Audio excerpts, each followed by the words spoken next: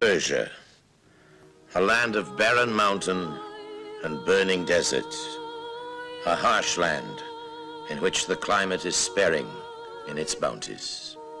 An ancient land, which is the meeting point between East and West, between Russia and India, between Arabia and the Caspian Sea.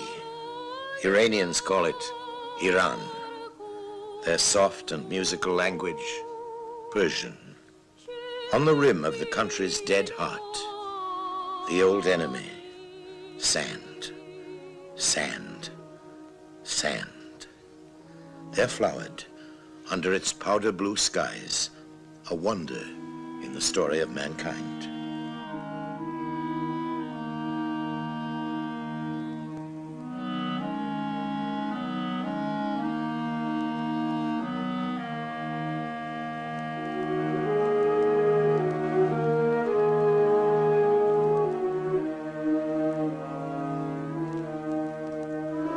Beautiful women, in a land blessed to this day with beautiful women, inspired the miniature painter's brushes. Women with silvery voices and melting eyes. Eyes like the eyes of the gazelle, which leaps over the tarnished gold of the mountainsides. Over the centuries grew palaces and mosques, which still dazzle the eye.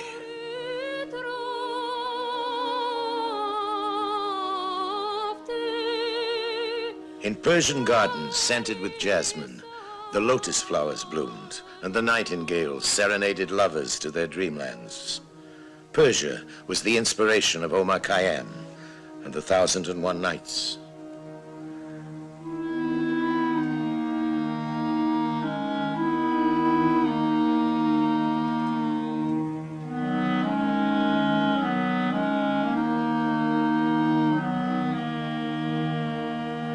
In later centuries, conquerors trampled on its heritage. But through golden ages, the spirit of Persia has always triumphed. In this world of beauty was born, more than 5 centuries before Christ, the mightiest empire in the then history of the world.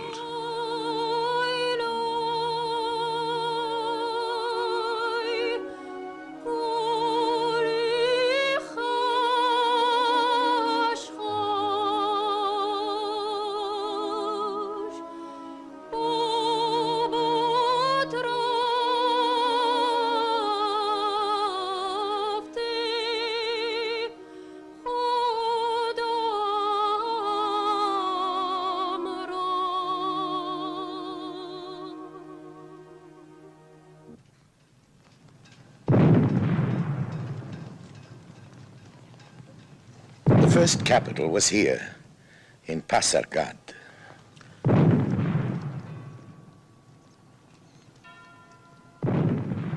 In celebration of 2,500 years of nationhood, the Persian people, led by their Shah, His Imperial Majesty Mohammad Reza Pahlavi Aryamer Shah, make homage at the tomb of Cyrus the Great, the first Shah of all.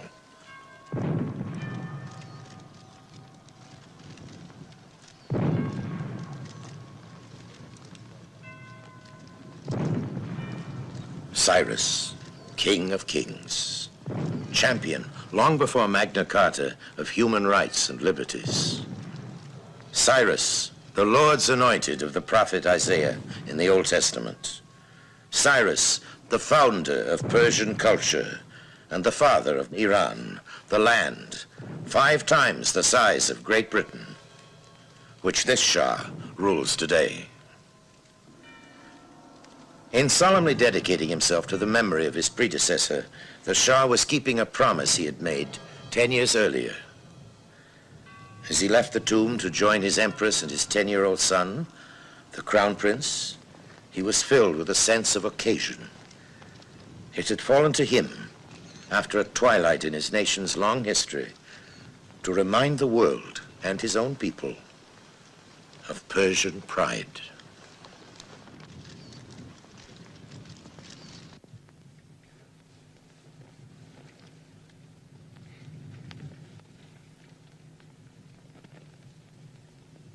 کوروش شاه بزرگ شاه شاهان شاه هخامنشی شاه ایران زمین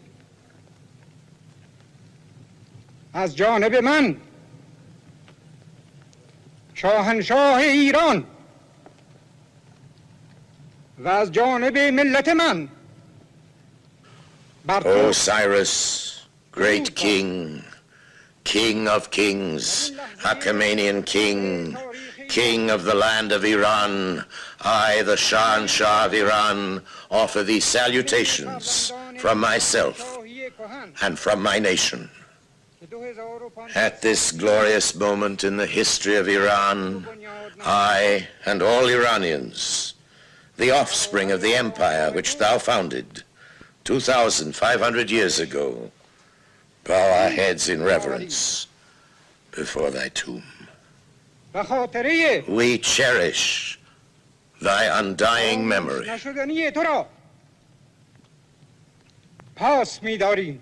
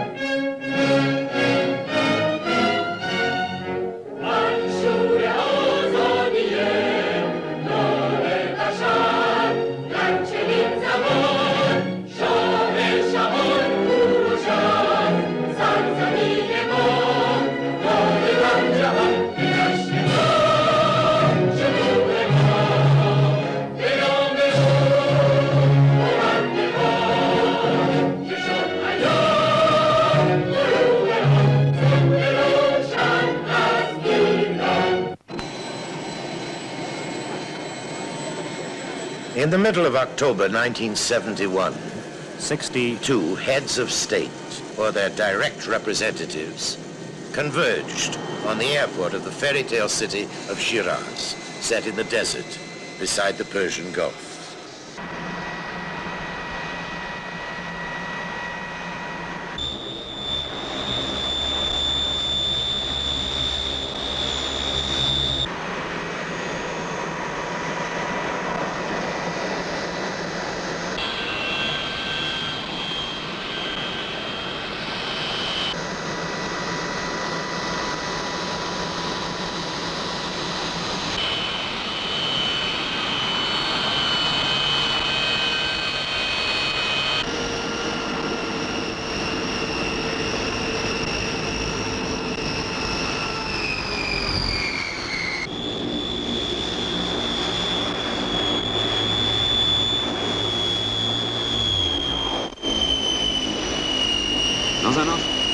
In a patchwork of color, in a whirl of salutes, bows and curtsies, familiar faces in the world scene stepped out of their aircraft over red carpets fringed with guards of honor into the welcoming Persian sunlight. It was just like this. Too much was happening to pick out the detail. For all the arrivals, ceremony and protocol had to be carefully observed. None who were there saw it all.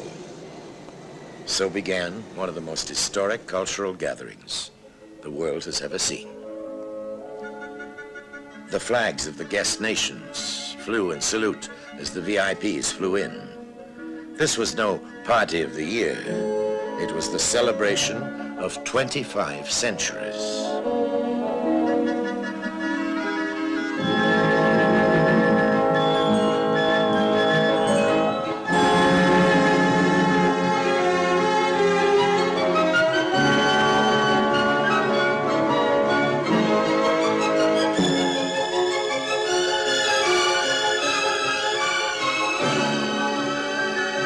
Throughout the day, escorted cars drove out through Shiraz into the desert towards the ruined palace of the great kings of antiquity, the historic birthplace of the Persian Empire.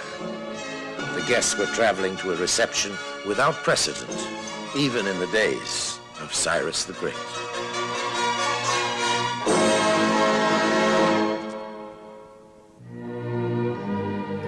Their camp, if you can call it a camp, was shaped like a star with 5 wings branching out from the royal pavilion to represent the 5 continents.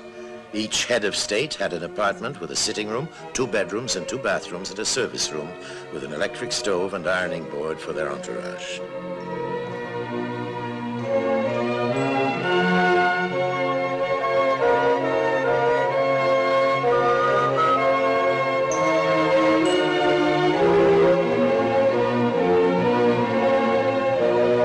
The Shah had personally supervised all the preparations. In sight of the ruins of the great palace of his predecessors, which had taken 187 years to build, the complex of new building was a major piece of construction, even for modern times. One day, it is thought that it might become a super hotel for wealthy tourists.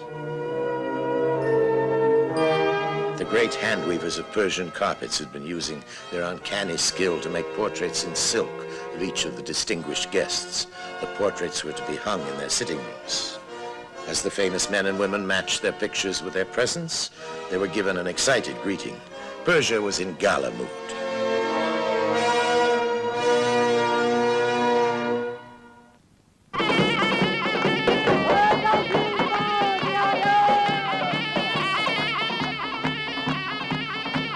The villagers had heard on radio and television that the great people of the world were coming to honor their country.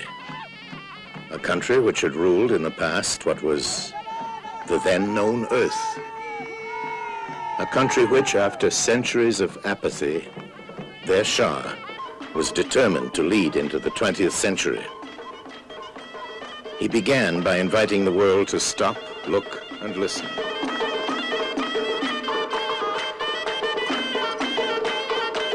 The modern world had half forgotten Persia's place on the map. The best beginning for the future was to sound the trumpets and recall the Persian people to the glories of their own past. What happened was assuredly unforgettable.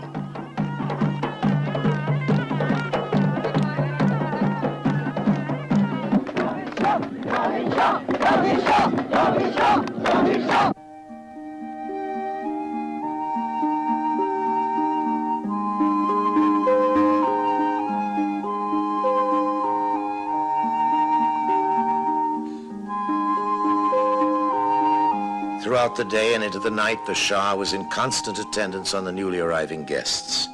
His hand, for 100 times, was stretched in welcome.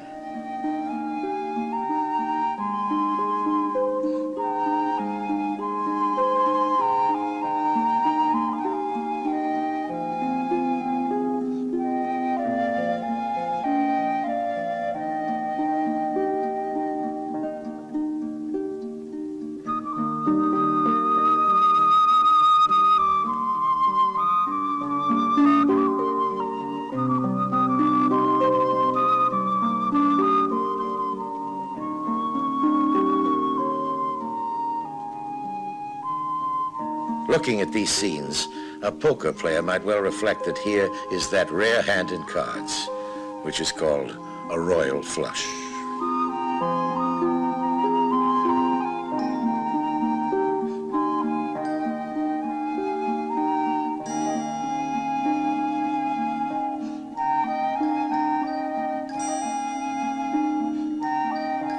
Leaders whom we all recognize had a unique opportunity for relaxed conversation. Well, perhaps not now with the TV cameras looking on, but others were talking elsewhere. An international congress of 250 scholars were already in session at Shiraz. The papers they read on Persian culture were to be published and circulated to research institutes throughout the world. Such a brain's trust of Persian study had never been collected before.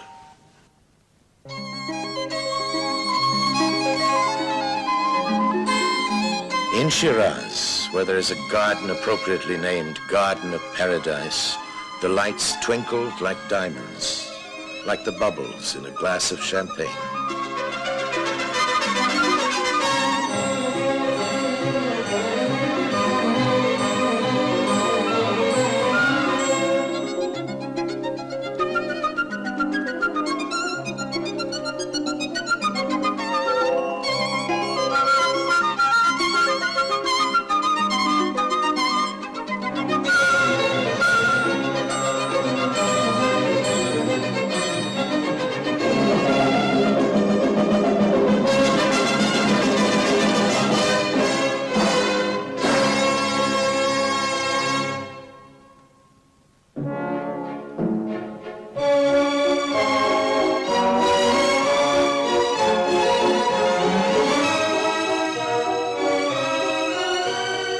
It is not often that a state occasion like this has been shown to the world. Not often, if ever, that so many leaders of state have been gathered together simply to honor an anniversary in the history of a civilization.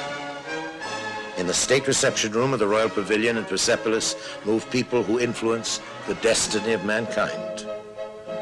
The order of precedence, the etiquette of who sits where and who leads who to dinner call for all the skills of diplomacy.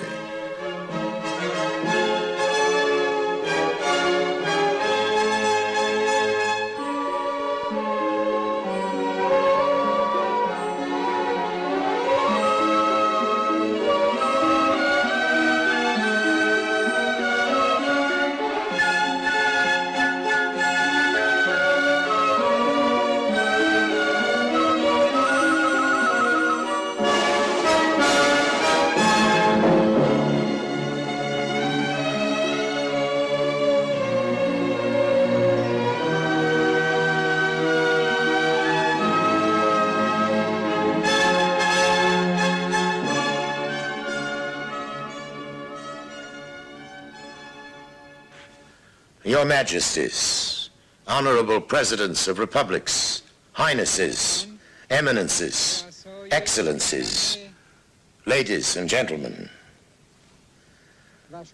the Shah was proposing the toast of his guests. Look at some of them.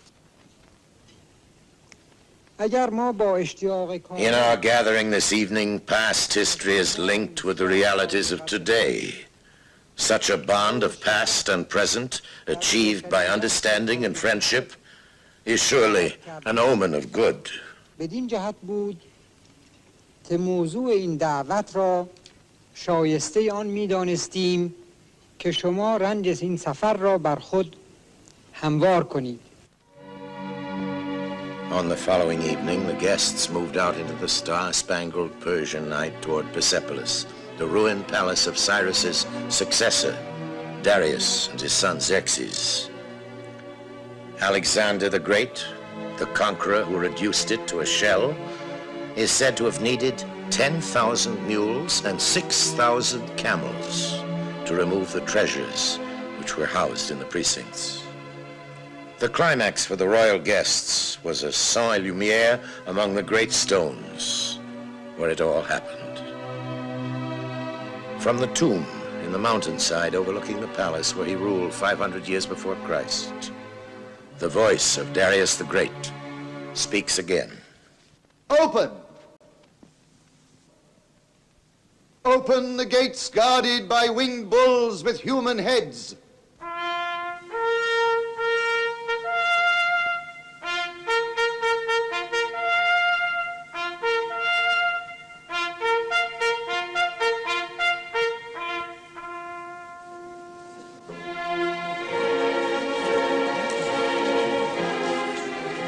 Now comes the procession of the ambassadors, their beards in ringlets, their hair curled. A long procession towards the stairways of stone and black marble, guarded by the lancers of our royal guard, the 10,000 immortals. The long train of the horsemen from the steppes and the Arab camel drivers moving toward the tall forest of stone columns that reach to the sky in a gesture of prayer.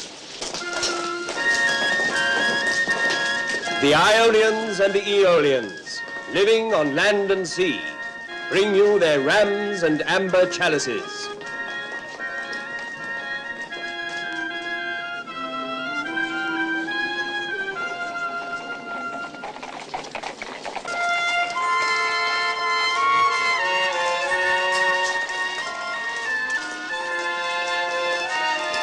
when I reconquered Cyprus and the Greek colonies of Asia, I too left them all their liberties.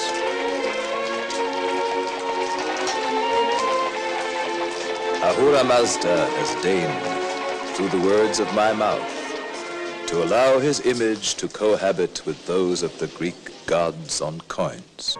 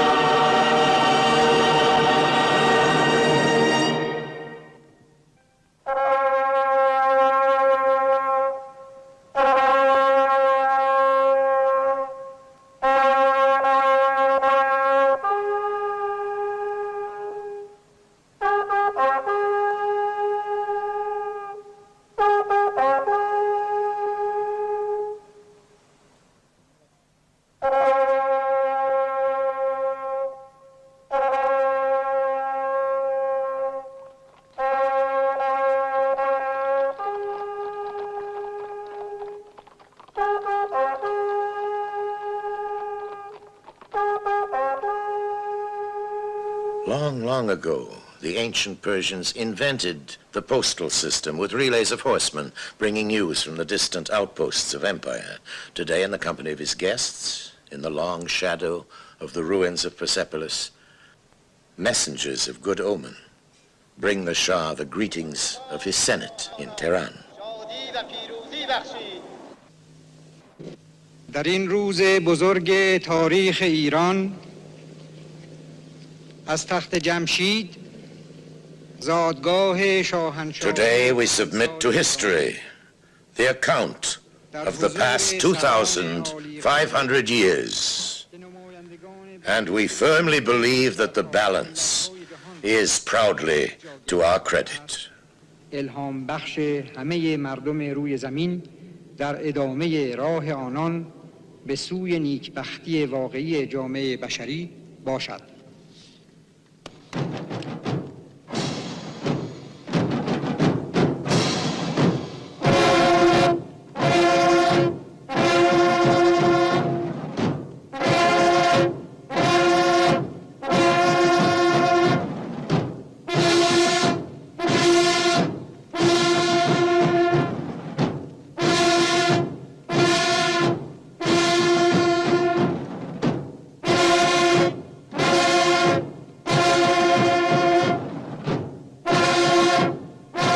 Persia is on parade, a parade of the great warriors of Persian history, led by the prehistoric men in skins who were the first of all.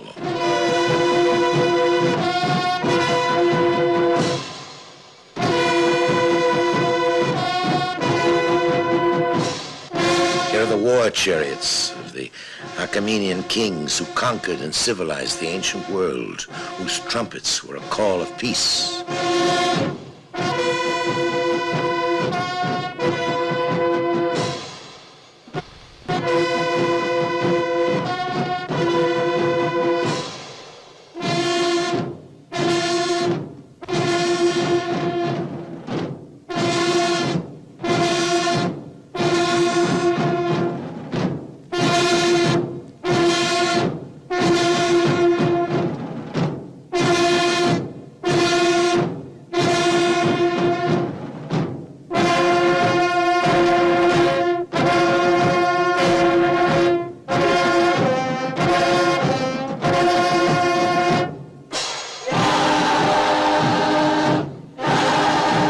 These were the Persian infantry with wicker shields, sons of Cyrus and Darius, who ruled so many peoples, but awarded them all the rights of free men. There were no slaves in the Persian Empire.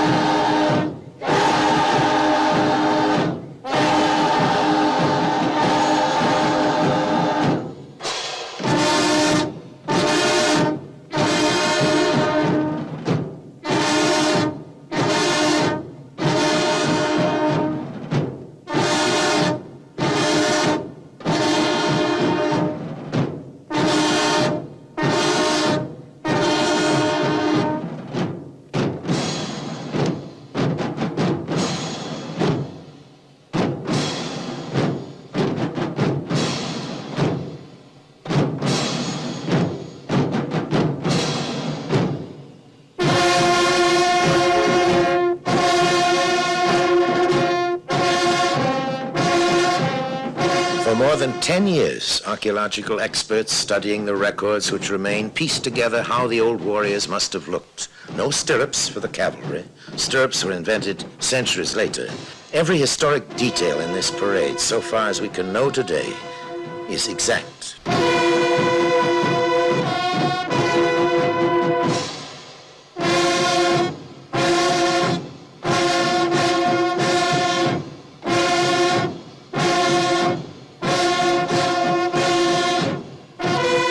This wooden fortress, pulled by a span of oxen, was one of the first siege weapons.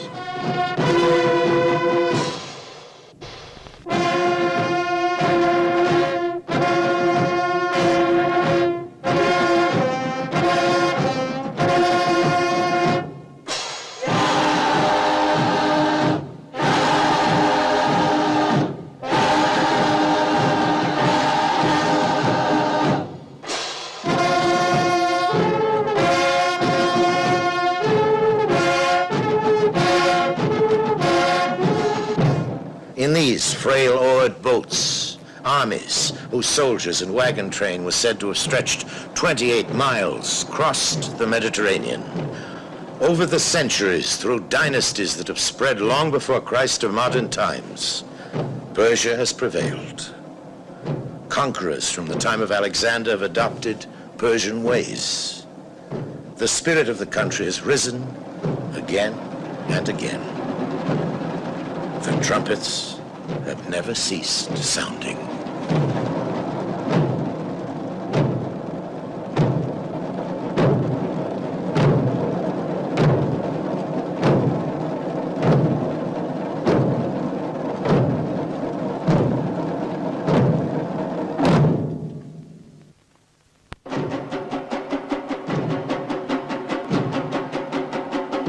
During the next 500 years, years in which the Great Wall of China was built, in which Hannibal crossed the Alps and Julius Caesar conquered Gaul, these were the Parthian soldiers of the Arsacid dynasty.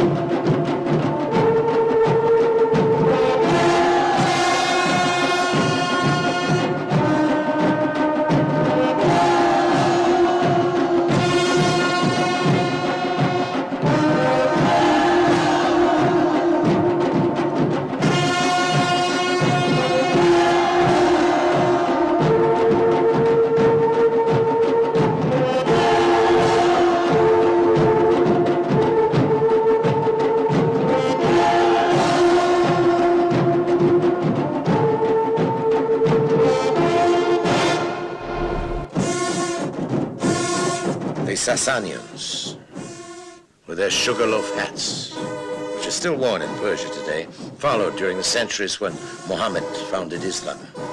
At the powers of ancient Rome sank into final decline.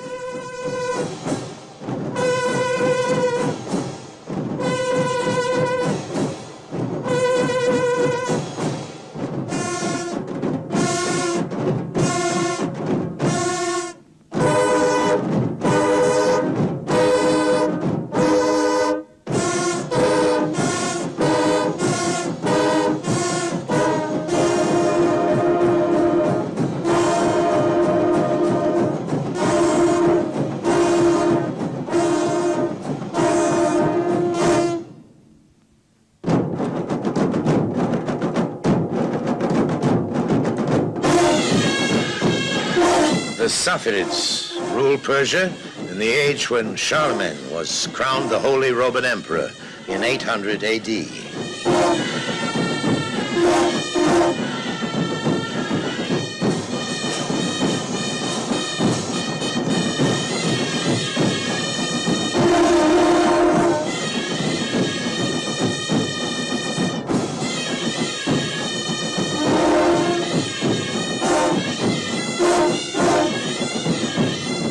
The Dialmites were contemporaries of William the Conqueror, the Battle of Hastings, 1066, and all that.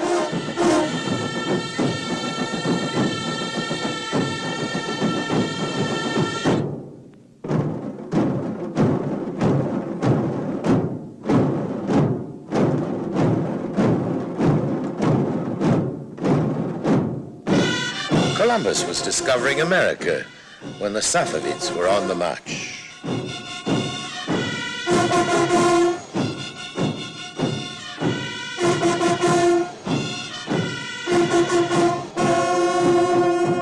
The Afsharids were a short-lived dynasty in Persian terms, who belonged to the time when Bonnie Prince Charlie raised the flag of the Stuart Rebellion in Scotland.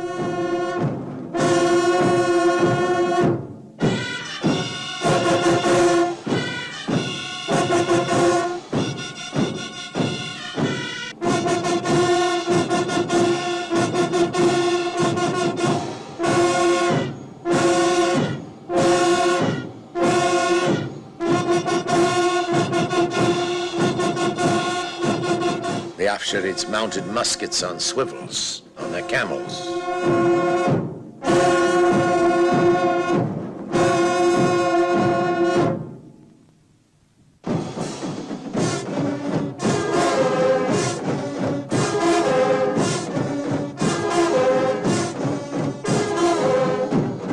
The Zans, although they can scarcely have heard about it, fought their battles at the time of the Declaration of American Independence.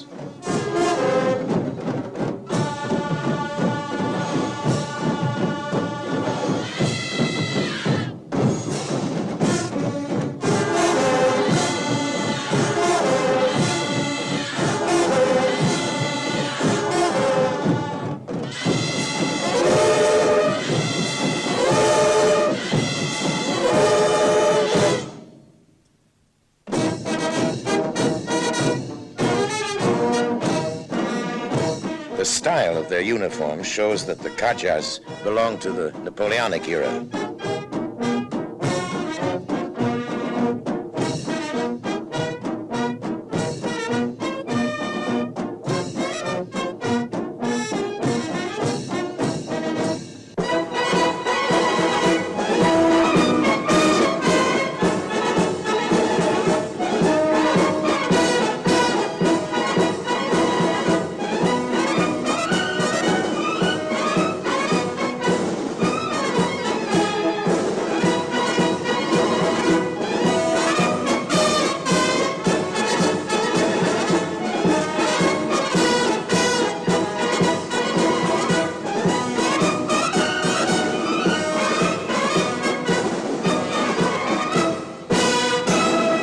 The armed services of the latest of the present dynasty in Persia, the Pahlavi, gather for a grand assembly.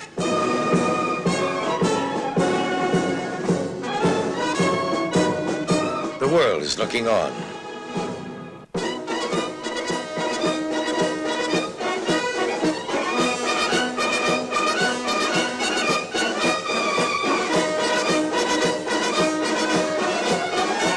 These These are the household troops of the Shah.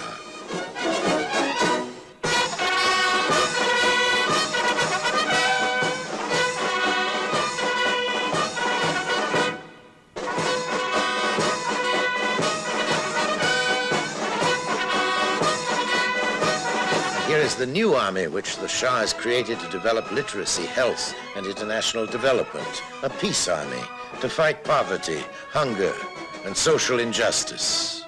A great international cause in which Persia wishes to play her part.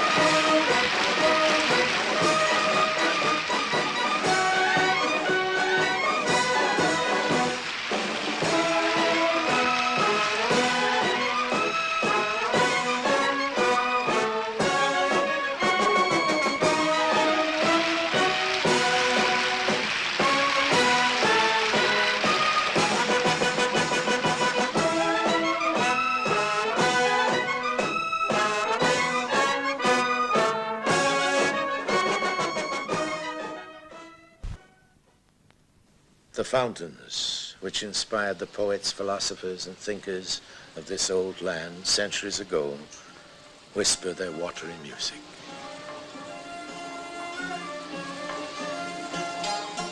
As the flags drift in the evening breeze, after the formalities of the state reception, the Shah and his Empress invite his guests to a traditional Persian party.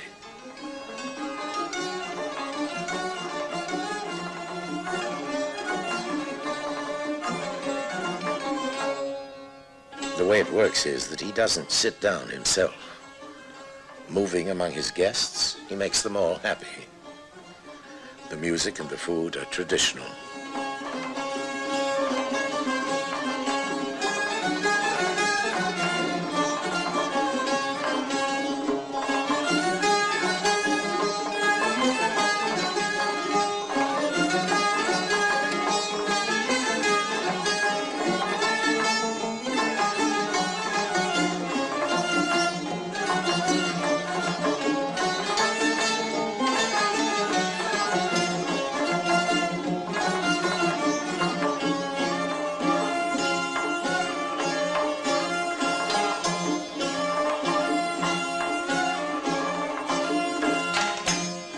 It wouldn't have been complete without the dancing girls.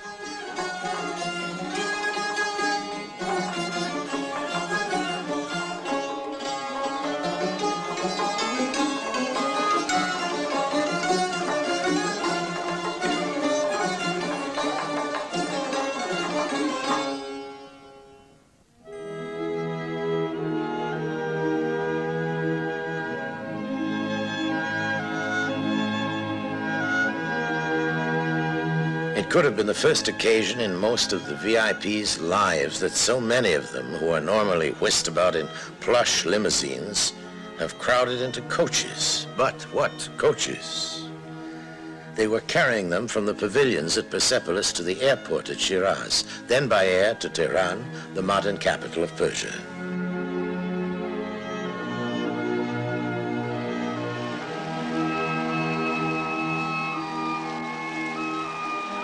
Just in case they were still hungry, confections were served on the way.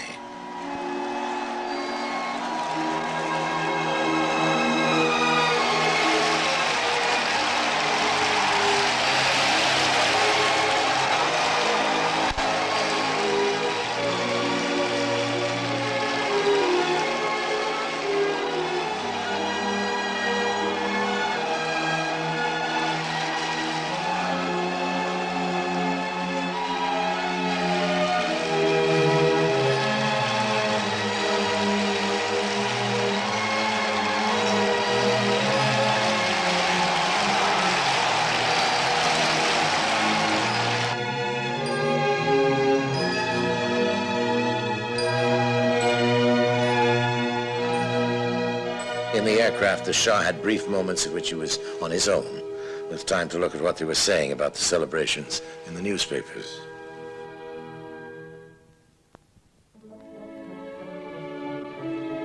From a headquarters in Persepolis, the press was tapping and typing comments to the world.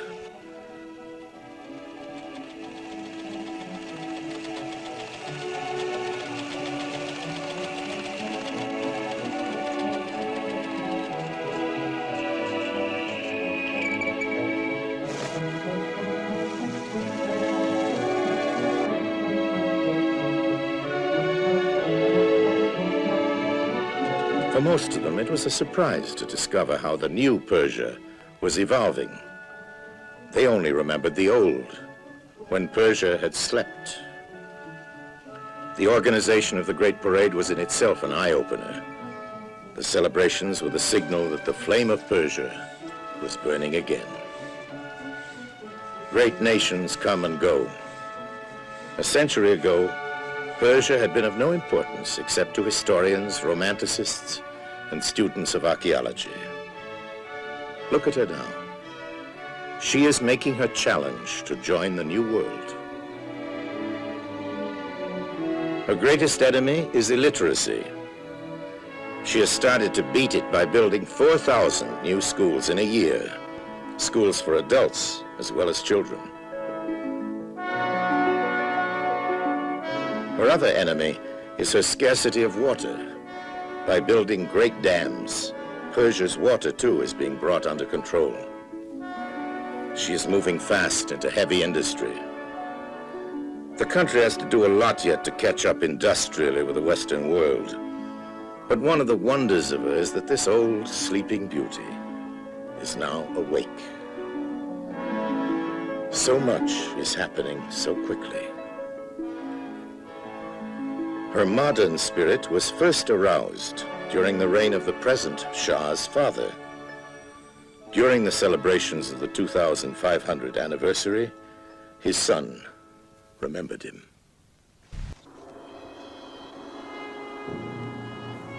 In Tehran, the cavalcade of cars swept towards the mausoleum of Reza Shah the Great. His son wished to do honor to the memory of his father. The ceremony was solemn and short. Most of us would wish to pay our own respects to our own fathers. His own had founded a new dynasty in Persia. The Persian people already call him Reza the Great.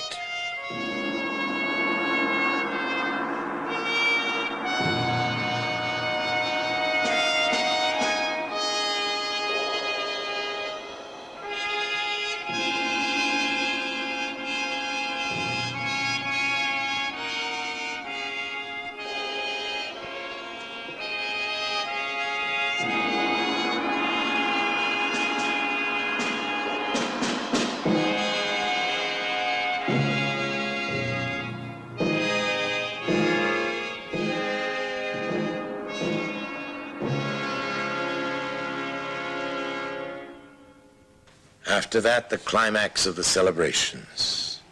The first glimpse of the floodlit monument outside the airport of Tehran in honor of the present Shah. Below the monument is a museum of Persian art and a cinema. To open it? Well, what would you expect?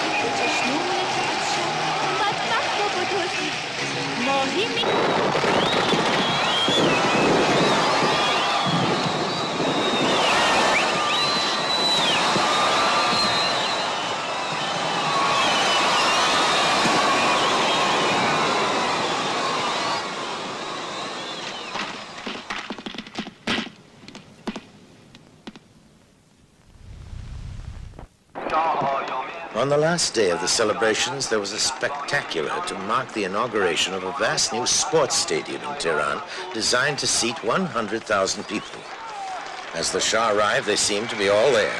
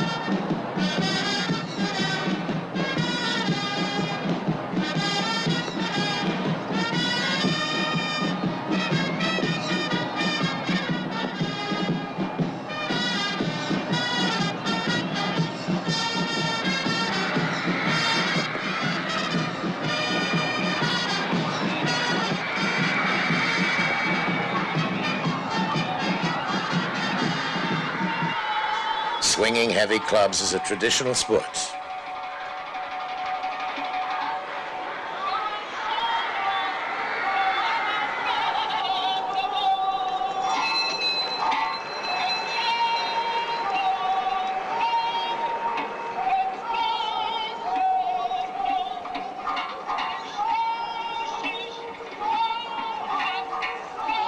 The strong men of Persia pride themselves on their muscular development.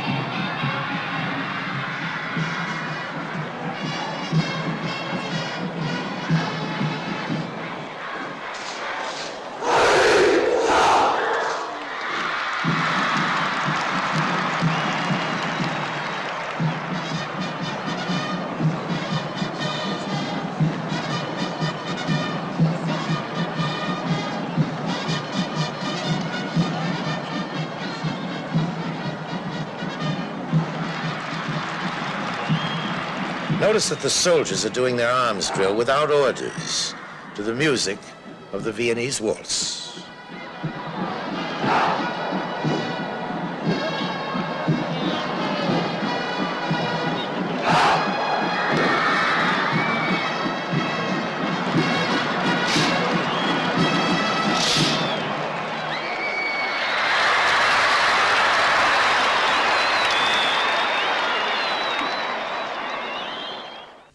Towards the end of the celebrations, the Shah heard an address from the religious representatives of the world, a confirmation that religious tolerance should be extended to all men.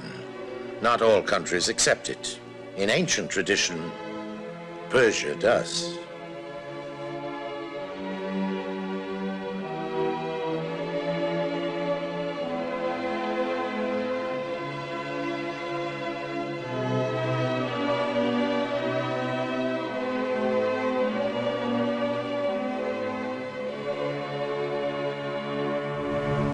As the VIPs said their goodbyes, they left behind them, each in their own language and over their own famous names, a message of goodwill.